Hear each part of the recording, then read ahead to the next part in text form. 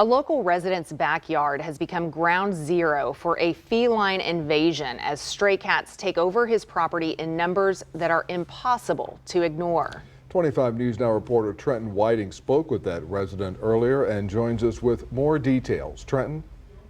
Dawn, Shauna, thank you.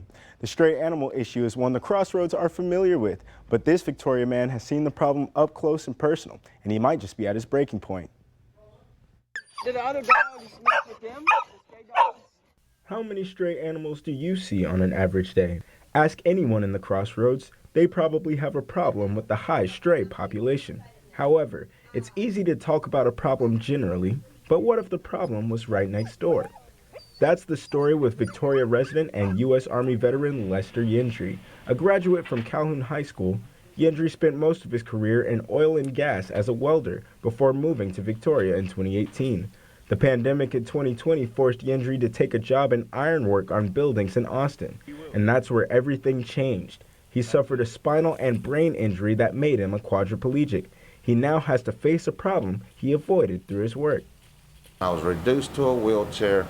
I could not go into my yard whatsoever. There was like at least 30 cats.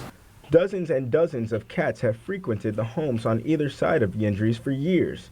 The owners of those houses set out food and water for the strays, inviting hundreds of cats to eat, defecate, and breed in the yards of their surrounding neighbors. One of the neighbors died over a year ago, but the other side has not stopped feeding the strays, which has led to a nearly intolerable odor outside. And Yendry might just have the worst of it. I've basically been made a prisoner in my own home.